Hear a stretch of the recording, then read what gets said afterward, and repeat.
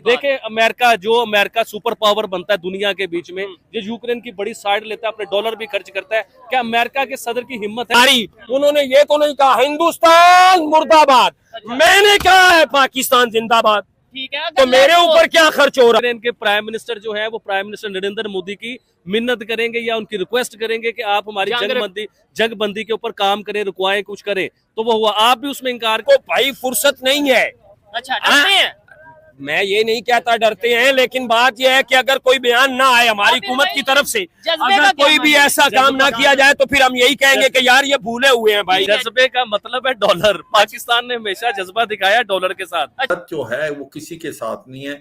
भारत अमन और शांति चाहता है, क्योंकि जो लड़ाई ये चल रही है रूस यूक्रेन की, इसके कारण पूरे वर्ल्ड में वॉर होनी है, उसमें तो हम बहुत पीछे हैं, सॉरी टू से, और इंडिया हमें मार दे चुका है। अब वॉर होनी है, साइबर वॉर है, तो हम साइबर वॉर में कहाँ हैं? हमारी तो अपने लाहौर बोर्ड की वेबसाइट है, वो किसी ने ओलंपिक्स चल रहा है, तो अंबानी फैमिली जो है एम्बेसडर बन के गए हैं कि आप बिजनेस के हवाले से डेवलपमेंट के लिए पेरिस के अंदर जाएं और वहां पर हमारे लिए अपॉर्चुनिटीज क्रिएट करें। 2036 का ओलंपिक्स इंडिया में हो रहे हैं सर, ऐसे तो नहीं वो चले गए ना ओलंपिक्स में। तो बात होती है लीडरशिप की। हाँ। तो इंडिया ने जितनी भी रिसेंट जो है डेवलपमेंट की है, जो सक्सेस ली है, credit goes to Narendra Modi, and definitely all together credit goes to Narendra. जाएंगे मोदी, जो भी उनको कहेगा वो तो मोदी बाप जी भी कहने के लिए रेडी हो जाएंगे। ये आगे आने वाले बाप भी कहेंगे यूरोप ये आगे आने वाले वक्त के अंदर तो मोदी साहब जो है वो उनका फिटनेस लेवल सही है, इसलिए वो ट्रेन में भी सफ़र कर रहे हैं। ठीक है, दूसरा जो है इंडिया इस टाइम जो है बहुत बड़ी इकानमी बनने जा रहा है। ठीक है, चाइना को वो जो है ना कम्पीट करने जा रहा है। यूक्रेन के बारे में जिस तरह से हमने बात की, यूक्रेन और रशिया की जो जंग बंदी करने के लिए नरेंद्र मोदी जा रहे हैं, तो कैसे देखते हो भाई? दो मुल्क एक ही टाइम में आजाद हुए, आज वो इकोनॉमिकल लिहाज से, इकोनॉमिकल डेवलपमेंट के लिहाज से दुनिया को छू रहे हैं और दुनिया की बड़ी बड़ी कंट्रीज उनकी मिसाल दे रही है, तो कैसे ये चीजें हो जाती हैं ऐसे? इंडिया जो है इंटरनली भी बहुत मजबूत है। ठीक है, उनकी जो है सोसाइटी उधर इतने जो है ना मसाइल नहीं है जितने जो है ना पाकिस्तान के अंदर मसाइल हैं। यहाँ पे जो है आपके माशी मसाइल भी हैं, महंगाई भी है। ठीक है, बिजली के मसाइल हैं। जब तक भारत के प्रधानमंत्री नरेंद्र मोदी यूक्रेन में हैं, तब तक कोई हमला नहीं होगा। यह शब्द हैं रूसी राष्ट्रपति पुतिन के। इस बयान को सुन पाकिस्तान में खलबली मच गई और आवाम ने अपने ही प्रधानमंत्री का मजाक उड़ाया। कहा जा रहा है कि पीएम मोदी रूस और यूक्रेन के बीच सुलह कराने पहुंचे हैं, मगर पाकिस्तान का रिएक्शन इस पर कुछ अलग है। सुनिए कैसे हमारे पड़ोसी ये खबर सुनकर हैरान परेशान हैं। आपको कहा था कि यूक्रेन के प्राइम मिनिस्टर जो है वो प्राइम मिनिस्टर नरेंद्र मोदी की मिन्नत करेंगे या उनकी रिक्वेस्ट करेंगे कि आप हमारी जंगबंदी के ऊपर काम करें, रुकवाएं, कुछ करें, तो वो हुआ। आप भी उसमें इनकार कर रहे थे कि नहीं ऐसा नहीं है, ये नहीं है, वो नहीं है, वो तो वैसे ही गए। लेकिन रियल बात ये थी कि अमेरिका का उधर बस नहीं चल रहा था, यूक्रेन में तबाहियां हो रही थी, और वो प्राइम मिनिस्टर नरेंद्र मोदी के जाने का या उन्हें बुलाने का मकसद यही था कि हमारी जंग को रुकवाया जाए। और सबसे बड़ी बात चौधरी, मैं इधर आपसे ये पूछना चाहूंगा कि दुनिया में किसी माई के लाल में ये हिम्मत है कि जिस मुल्क में जंग चल रही हो, मुल्क तबाह हो रहा हो, और उस मुल्क में किसी मुल्क का वज़ीर आज़म जैसे prime minister Narendra Modi Ukraine में गए हैं। देखे अमेरिका सुपर पावर बनता है दुनिया के बीच में, जो यूक्रेन की बड़ी साइड लेता है, अपने डॉलर भी खर्च करता है, क्या अमेरिका के सदर की हिम्मत है यूक्रेन में आने की? अरे यार ये छोड़ो, मैं पाकिस्तान के वज़ीर आज़म की बात करता हूँ। फलस्तीन में कितनी बड़ी जंग चल रही है, पाकिस्तान के वज़ीर आज़म फलस्तीन जा सकते हैं? मुसलमान कंट्री है भाईजान, वो सऊदी अरेबिया का बादशाह जो है वो क्या फलस्तीन जा सकता है ऐसी सिचुएशन में? लेकिन नहीं, प्राइम मिनिस्टर नरेंद्र मोदी, क्योंकि उस बंदे का काम है पीस और अमन को लेके चलना, वो दुनिया में पीस के काम करवा रहे हैं। अभी देखें आप उधर ये स्टेटमेंट दी भी है, यूक्रेन के जो प्रेसिडेंट है उन्होंने ये स्टेटमेंट दी भी है कि हाँ भाई, दो कंट्रीज के यानी रशिया और यूक्रेन के दरमियान जो कन्फ्लिक्ट चल रहा है उसे खत्म करने में इंडियन प्राइम मिनिस्टर काफी रोल अदा कर सकते हैं, उनका काफी इन्फ्लुएंस है पूरी दुनिया में। चौधरी साहब, यूक्रेन में इस टाइम जो चल रहा है ना, वो लोग प्राइम मिनिस्टर नरेंद्र मोदी के तरले कर रहे हैं कि हमारे पार्लियामेंट में आए, उधर आके खिताब करें। आपको याद होगा कि दुनिया का जो सुपर पावर अमेरिका, उनके पार्लियामेंट में भी जाके प्राइम मिनिस्टर नरेंद्र मोदी ने खिताब किया था। तो वही सिचुएशन अब इधर बन रही है कि वो कह रहे हैं हमारे पार्लियामेंट में आए। इससे पहले जब प्राइम मिनिस्टर नरेंद्र मोदी उधर गए रशिया, तो रशिया में जब गए ना, तो यूक्रेन में मीम बनने लगे। यूक्रेन के वजीर आजम ने, हालांकि उधर एक बच्चों के हॉस्पिटल पे कहीं अटैक हुआ था, तो यूक्रेन के वजीर आजम ने, प्रेसिडेंट ने बहुत बुरा बयान दिया था इंडिया को लेके कि इधर बच्चों की जान जा रही है और आप उधर जाके बैठ गए, यारियां कर रहे हैं, दोस्तियां कर रहे हैं। तो आज वही प्राइम मिनिस्टर नरेंद्र मोदी है, आपके मुल्क में बैठा हुआ है, मैंने लास्ट वीडियो में भी कहा था कि उनकी टांगे दबाएं और उन्हें मनाएं, उनकी मिन्नत करें, शायद वो आपकी जंग रुकवा दें। ये हो ठीक है, सकता है। चले ये तो आने वाला वक्त बताएगा कि क्या आगे होता है यूक्रेन रशिया की वार को लेके। लेकिन ये चीज वाकई जो आबिद भाई ने बात की है कि हम मतलब फलस्तीन को लेके पाकिस्तान के प्राइम मिनिस्टर, तुर्की की बात कर लें, उनके हेड ऑफ स्टेट, ईरान की बात कर लें जो सबसे फ्रंट पे नजर आ रहा है, जी हम इसराइल के अगेंस्ट जंग करेंगे, ये सब कुछ करेंगे। एक दफा भी कोई यहाँ से फलस्तीन में गया, वहां पे जाके कोई स्पीच की हो, उनके साथ खड़े हो। और ये एक छोटी बात नहीं होती कि रशिया और यूक्रेन दोनों के दरमियान जंग चल रही है, वो रशिया भी गए और यूक्रेन भी गए। मतलब ये साबित कर दिया कि अगर कोई जंग रुकवा सकता है, उन्हें एक फर्क नहीं पड़ता, क्योंकि उनकी पूरी दुनिया के साथ दोस्ती है प्राइम मिनिस्टर नरेंद्र मोदी की, उनकी दुश्मनी किसी के साथ नहीं है। अफ्रीकन कंट्रीज रशिया नाराज क्यों होगा, किस बेस पे नाराज होगा? रशिया के साथ हिंदुस्तान की बहुत बड़ी तिजारत है, बिलियंस ऑफ डॉलर की तिजारत है, इससे भी बहुत ऊपर की तिजारत है। देखिए रशिया अभी अगर प्राइम मिनिस्टर नरेंद्र मोदी को कहता है कि आप यूक्रेन क्यों चले गए, हम आपके साथ तिजारत नहीं करेंगे, तो बर्बादी रशिया की है। इंडिया तो स्टेबल है, दुनिया की 5वीं बड़ी इकोनॉमी है, वो आज आप तिजारत नहीं करें, किसी और से कर लेंगे। तो उधर जाने का मकसद भी यही था कि अमेरिका जो है ना, अमेरिका इस टाइम परेशान बैठा हुआ है, जिसे हम सुपर पावर मानती है ना पूरी दुनिया, वो सर पकड़ के बैठा हुआ है। और उससे जब ये काम नहीं होते तो प्राइम मिनिस्टर नरेंद्र मोदी को यूज किया जाता है, क्योंकि मोदी की दुनिया में लड़ाई नहीं है, सबके साथ दोस्ती है। देखे दुनिया का किसी कंट्री का आप नाम लेके देखे, वो प्राइम मिनिस्टर नरेंद्र मोदी से दोस्ती करना चाहते हैं, तिजारत करना चाहते हैं, उनके साथ आगे चलना चाहते हैं। अभी recently prime minister Narendra Modi जिस मुल्क से होके आए हैं उसका नाम बताएं मुझे आप। अभी पोलैंड से होके आए हैं, पोलैंड और उधर से सीधा पोलैंड की हिस्ट्री का आपको पता है कि इंडिया के साथ क्या ज्वाइंट है? वर्ल्ड वॉर के लेवल की ये पोलैंड जो है ना, इंडिया के साथ ज्वाइंट है इनके मामला। और हिंदुस्तान की हिस्ट्री का मेरे ख्याल से 45 साल बाद या 40 साल बाद कोई वजीर आजम पोलैंड गया है। इससे पहले प्राइम मिनिस्टर नरेंद्र मोदी एक और कंट्री में गए थे, उधर भी 40 साल बाद कोई वजीर आजम गया था। ये इजाज प्राइम मिनिस्टर नरेंद्र मोदी को हासिल है, क्योंकि वो पूरी दुनिया से दूरी नहीं लेकिन मौका मिले सच बताना, बाहर जाने का जाएंगे या रुक नहीं? सच बताना। अगर मुझे मौका मिले तो मैं सऊदी अरब जाऊंगा। अच्छा, इसके अलावा मैं पाकिस्तान को छोड़कर कहीं नहीं। सऊदी अरब जाएंगे, लेकिन पाकिस्तान में वापिस आऊंगा, हज करने जाएंगे। मैं उम्रे की सादत, अल्लाह अगर मुझे मौका दे तो मैं उम्रे की सादत के लिए सऊदी अरब जा सकता हूँ। वैसे Pakistan is the best country. फिर वापस आ जाएंगे या? अच्छा, Pakistan best, no doubt. As a Pakistani मुझे भी ये कहना चाहिए, लेकिन हकीकत पसंदी भाई मुझे ये बता दे, क्या नहीं है हमारे मुल्क में? जरखेज है, ठीक है, इंडस्ट्रियां हैं, ठीक है, लोग ज़हीन है, लेकिन फिर हम आगे क्यों नहीं बढ़ रहे? तू मैं नहीं बैठे बड़ी कुर्सी पे। अच्छा, एक आम आदमी को बिठा दे कुर्सी पे, ठीक है, उसे कहें भाई तू वजीर आजम है 1 माह के लिए, फिर देखते हैं कि कैसे उसका जज्बा होता है इन जैसों से जो अरसे से। एजुकेशन क्या है आपकी? एजुकेशन क्या है मेरी? हाँ, मैं तो 1000 बार बता चुका हूँ, मैं BA पास हूँ, तो आप लेकिन मैं 43 वर्ष का हो गया हूँ। नहीं, आप देखिए ना, BA पास है, इलेक्शन आप लड़ सकते हैं, इलेक्शन लड़े, बने प्राइम मिनिस्टर। इलेक्शन लड़े? हाँ भाई इलेक्शन लड़ने के लिए पैसा चाहिए, यही बात। मेरे पास 2 वक्त की रोटी नहीं है, मैं कमाता हूँ तो खाता हूँ 700 रुपया में। इलेक्शन वो लड़े जिनके पास जितने लगाए उससे 14 गुना ज्यादा आगे, उन्होंने लड़ना है इलेक्शन। हाँ, एक ऐसा है, जब ईरान में इनकलाब आया था ना, तो उसको कोई रोक नहीं सका था। ठीक है, इनकलाब आया था हमारे मुल्क में, और दोबारा भी आएगा पाकिस्तान से। सर, डॉक्टर एस जयशंकर उनके फॉरेन मिनिस्टर किसी तारुफ के मुताबिक, अजीत डोवाल जो पाकिस्तान में भी काफ़ी टाइम रहे, यहाँ हर बच्चा उन्हें जानता है, और मोदी साहब ये तीनों पर्सनालिटी यूक्रेन के अंदर मौजूद है। ठीक है, रूस ने कहा है कि मैं कोई हमला नहीं करूंगा जब तक मोदी साहब मौजूद है। सर, यहाँ पर मैं एक पॉइंट, और जंग का तो आपने कहा कि बड़ी मार्केट है, उनकी डिप्लोमेसी बड़ी अच्छी है, रशिया भी बात मान रहा है, यूक्रेन भी, अमेरिका इंडिया के सामने उफ भी नहीं करता। ठीक है, क्योंकि इंडिया ने रूस से बहुत तेल खरीदा, हालांकि सैंक्शंस लगी हुई थी। यहाँ पे बात रिस्पेक्ट की भी आती है। ग्लोबली मोदी साहब को दुनिया जो है एक रिस्पेक्टेबल लीडरशिप के नाम से जानती है, एक इन्फ्लुएंस लीडरशिप के तौर पे मानती है, तभी तो वो एक ऐसे वॉर जोन के अंदर कौन सा वजीर आजम जाता है? डेफिनेटली देखें, पहली चीज़ होती है आपका करिस्मेटिक लीडर, ठीक है, सेकेंडली आपका जो है वो उनके अंदर इन्फ्लुएंशियल कितना है और वो कितना ज़्यादा इनकलाब ला रहे हैं। तो वो रिसेंट देख रहे हैं कि जो नरेंद्र मोदी की जो लीडरशिप के अंदर जितनी इंडिया ने रिसेंट डेवलपमेंट की है, सक्सेस की है, तो उनको मानना पड़ रहा है, और मानना भी अच्छा है।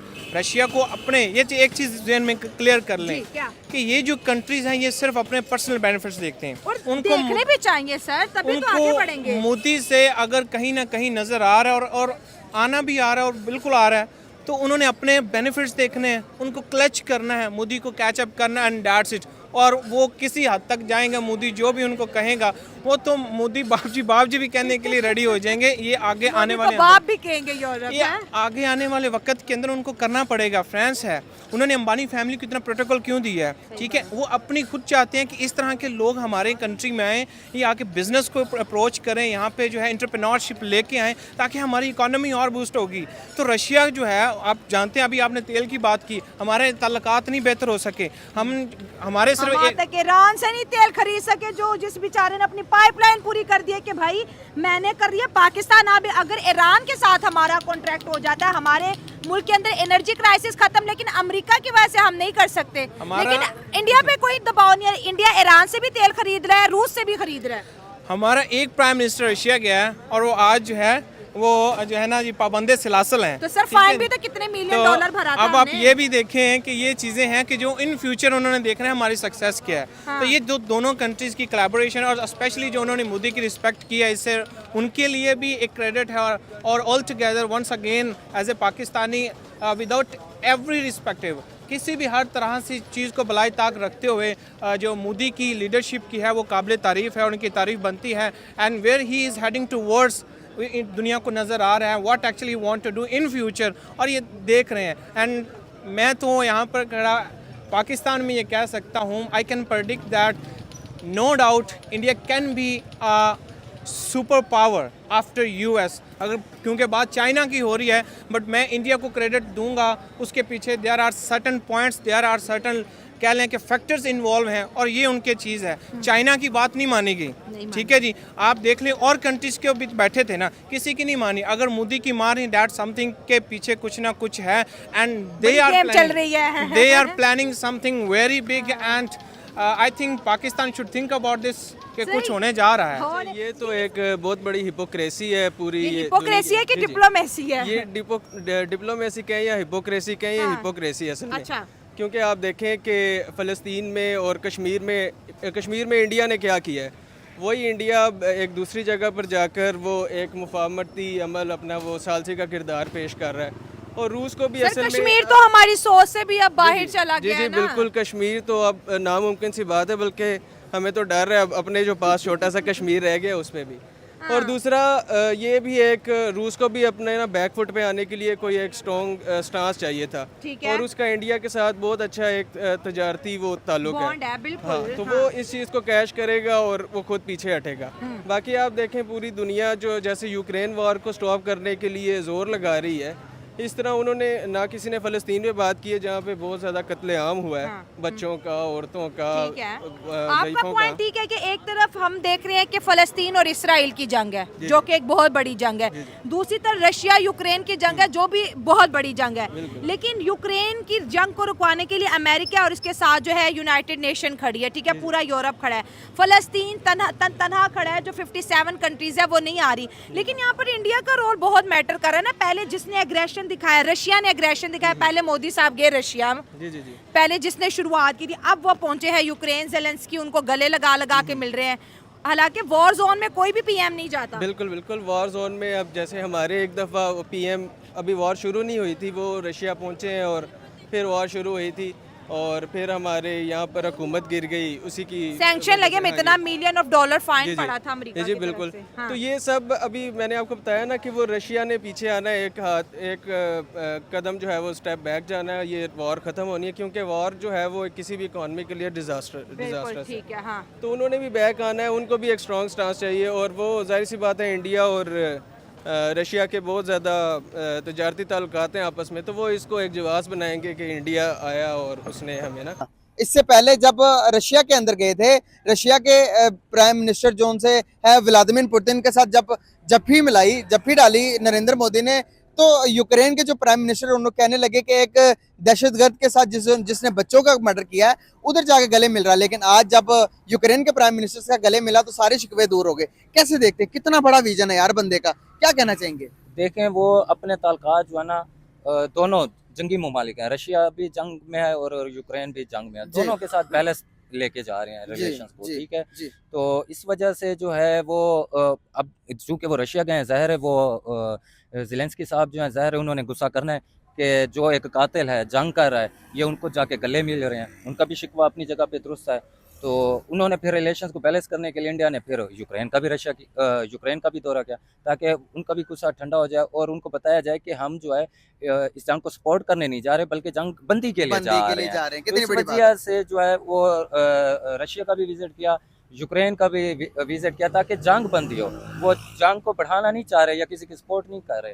तो इसी वजह से जो है मोदी साहब इस वक्त जो है दुनिया की मीडिया पर छाए हुए हैं कि वो जो है एक इंडिया का सॉफ्ट इमेज डेवलप कर रहे हैं और हर सतह पे जो है वो बेहतर ताल्लुकात की कोशिश में है। यार दुनिया में 57 कंट्रीज हैं, 57 इस्लामिक कंट्रीज हैं। वहां पर क्या इस्लामिक कंट्री के किसी भी एक लीडर के पास इतनी मतलब के स्ट्रेटजी नहीं, इतनी पावर नहीं है, इतनी विल पावर नहीं है जितनी एक 75 साल के बंदे के अंदर मौजूद है। नरेंद्र मोदी का अगर कंपैरिजन करें हम 57 इस्लामिक कंट्रीज के साथ, तो हम कहते हैं कि भाई इस्लाम के अंदर जो हमारे इस्लामी लीडर्स है ये दुनिया के ऊपर राज करेंगे हम। और क्या उनके अंदर भी इतनी विल पावर नहीं है कि वो भी जाकर रशिया और यूक्रेन के दरमियान पीस की बात करते? वहां पर भी इंडिया जा रहा, हर चीज के अंदर इंडिया क्यों भाई पेश है? वो इस वजह से जा रहा है कि इंडिया की हिस्टोरिकली जो फॉरेन पॉलिसी है वो इंडिपेंडेंट है, जबकि ये जो आपका मिडल ईस्ट हैं या अरब ममालिक हैं उन पर ज़्यादातर जो है कहते हैं उनका इन्फ्लुएंस जो है वो अमेरिका का रहा है और यूरोप का रहा है। तो इस वजह से वो मिडल ईस्ट वाले भी फंसे हुए हैं कि हम जो है ना किस तरफ जो है ना साइड लें। तो इस वजह से उन्होंने अपने आप को ना एक साइड पर किया हुआ है। बिल्कुल सही। जिस तरह से आप देखते हैं कि अभी ईरान के अंदर उन्होंने इंडिया ने अपने एक पोर्ट बना लिया है, जिस चाबहार पोर्ट बना ली, और किस तरह से पाकिस्तान को उन्होंने कर दिया भाई साइड लाइन, बिल्कुल बाईपास कर दिया, साइड लाइन कर दिया। अभी जितनी भी ट्रेड अफगानिस्तान करता है चाबहार पोर्ट से चाइना भेजता है, चाइना से अदर मिडिल ईस्ट तक। कैसे देखते हो यार कि ये कैसे पॉसिबल है? एक मुल्क इतना पावरफुल हो रहा डे बाय डे। हमें तो पता ही नहीं था कि चाबहार पोर्ट की इतनी वैल्यू हो सकती है कि भाई वो पाकिस्तान के बंदरगाहों को, 2 बंदरगाह पोर्ट कासिम और जो गवादर बंदरगाह को भाई बाईपास कर दिया। देखें ना ये जो पाकिस्तानी बंदरगाहें हैं इससे जो चाइना को बहुत ज़्यादा फ़ायदा होना था, ठीक है, क्योंकि ये जो है ना शार्ट रूट है उनकी ट्रेड के लिए। तो असल में सीपैक भी कामयाब नहीं हो पा रहा, सीपैक भी वो इसी वजह से वो कामयाब नहीं चाहता इंडिया के कामयाब हो, ठीक है। तो इसलिए वो इंडिया चाह रहा है कि वो पाकिस्तान और चाइना दोनों को आपने कहा कि इंडिया नहीं चाहता कामयाब हो। आप देखिए बलूचिस्तान के अंदर कितनी तहरीकें चल रही हैं, हमारे आपस में लोग लड़ी जा रहे हैं और बनने नहीं दे रहे। जो चाइनीज है वहां पर वो काम करते तो हमारे लोग करने नहीं देते काम। देखे ना वो जो है बलूचिस्तान के मुख्तलिफ इशू हैं। एक तो वहाँ पे कुछ तरीके ऐसे हैं जो वो अपने हकूक़ के लिए कोशिश कर रहे हैं कि उन्हें जो है ना हकूक़ मिलें, और दूसरा जो है वहाँ पे आपने देखा है कि कुछ जो है ना बैरूनी कुव्वतों का भी इन्फ्लुएंस है, ठीक है। जैसे कल भूषण यादेव हैं वो बलूचिस्तान से ही पकड़े गए, तो इसका मतलब है बैरूनी कुव्वतें भी बलूचिस्तान के अंदर सी पैक पे असरअंदाज हो रही हैं। तो हमें जो है ना अपने बलूचिस्तान भी पाकिस्तान का हिस्सा है, तो हमें सॉफ्ट पॉलिसीज़ लेकर जानी चाहिए अपने बलूचिस्तान के अंदर। हमें उनके जो ग्रीवेंसेस हैं बलूच पीपल की, उनको हल करना चाहिए, ठीक है, उनके खिलाफ नहीं चाहिए